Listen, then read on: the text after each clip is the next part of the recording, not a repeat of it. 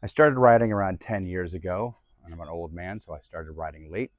One of the bikes that I picked up about, I guess I want to say 2000, before COVID, 2018, I got a Himalayan 411 when I lived in England. And it was great putzing around the country lanes. And then I went out with Nathan Millward for some of the training at the KTM, Sweet Lamb. We traveled around, tried to do Scotland, went all over the place. I really enjoyed it. Very approachable bike for a new rider who wants to go and learn how to do off-road. But every time I try to do anything that was, slippy or muddy or gravelly, I'd get a little nervous. I didn't have a lot of experience. I got very good at the street. In fact, I got so good at the street that I started training for 2 different companies that teach motorcycle safety. And I constantly take classes, the pro rider classes, everything else, growing as a rider, but still always want to come back and do more of the adventure riding, the off-road riding, but not dirt bikes. Just that didn't quite interest me. I also wanted to ride my bikes to my location, and then after riding my bikes to my location, I would then be able to go do a little bit of off-road. First and foremost, when you start riding off-road on these ADV bikes and dual sports and dirt bikes, you learn really quick that these seats are going to be high, and if you are new to riding, being off the ground and not getting your feet to the ground can be very, very intimidating. It was to me, and so I had a lot of hard times with that one, and I kept trying to make the bikes lower to the ground, and of course that diminishes their travel capacity and all the things they do to make them off-road worthy. This bike, I'm not going to do that. This bike is a 35.8, in some places say 36.2 seat height. That's pretty tall for a guy with 30 inseam. My feet do not touch the ground. I am going to learn how to ride this bike without being able to cheat by putting my feet on the ground when I want. I'm going to have to be able to get off to one side and dab and handle it. Now on the other end, this bike wet is 340 pounds. The DR650 was 360 pounds, unmodded with the modifications. That bike was almost 400 pounds with all the armor and the bash plates and everything else. So right now I'm saving about 60 pounds at least on this bike, which makes it much easier when you dab your foot down to keep the bike up and get control. I did take this out for a quick ride, and now we're going to go over all the things on this bike, which may not be on every one of your XChallenge, but on this bike, I did not make these mods. These are the mods that came with the bike.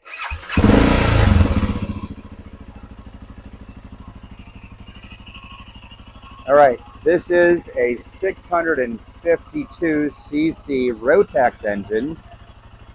This bike was sold in 2006 to 2009 in the United States. The Rotax engine has been in most of the GS 650 range.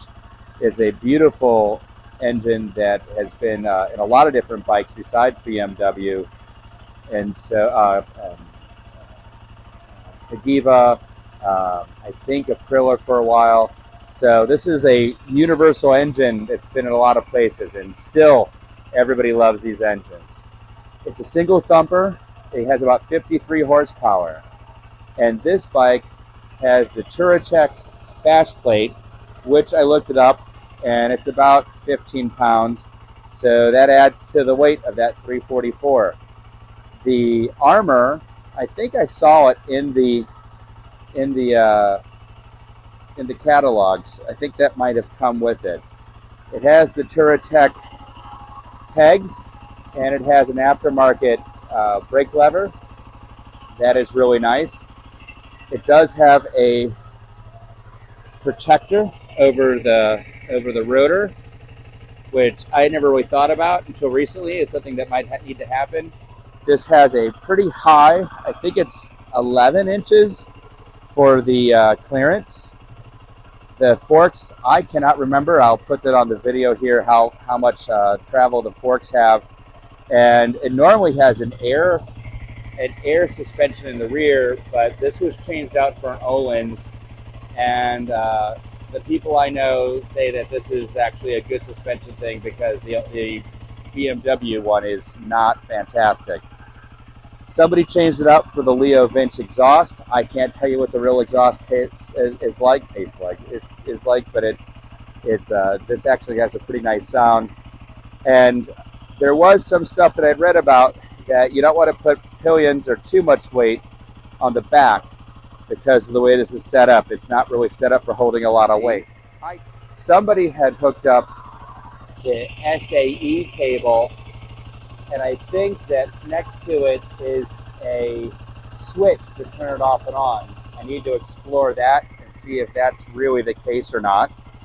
But for the most part, it doesn't seem like they've done too many things to this bike. It only has, let's go see here. It only has 7,000 miles on it for a bike that was built in 2007, so it's 18 years old. 18 years old? Yeah, about 18 years old. And we have the one key. Things that I'm going to do to it, to mod it, I don't think I'm going to do that much. I think that the big thing for me right now is to keep this as light as possible and the way it is possible, the way it's been set up as possible. Oh, there may have been an auxiliary tank that was hooked up to there, or maybe there was a filter or something, but it's not connected to it anymore. This is only a 2.5, 2.8 gallon tank. So I did buy a armadillo, a giant loop armadillo bag to keep a little extra gas. And unlike a lot of the motorcycles that are back this time, it doesn't tell you how much gas you have, but it does tell you that let's go turn this off. It does tell you that you are low on gas. And so supposedly you can get 155 to 160 miles to the tank on this. However, going online to Facebook, it seems as if a lot of people, when they're doing a lot of high riding or dirt riding up and down hills, they get about 90 miles. And that seems probably realistic. It is air cooled. You did hear the fan going. It is 90 something degrees outside today. Whoever owned it before did spend a lot of time putting a lot of these things on, and I don't blame them because I rode it for 2 minutes and it was hot as heck. Oh, these are aftermarket. They're Hepco and Becker. So would say that it is 25 pounds extra from 344, so 360, 370. And that's still significantly less than what I had for the other bikes. And because of the fuel tank being lower, it feels better. It does have an aftermarket shifter. And I will say that riding this as a test, I am going to say that it's going to take a little getting used to shifting. Getting down to first is not as intuitive as I found on other bikes. And what I mean by that is that you're clicking down and it kind of stops on neutral sometimes.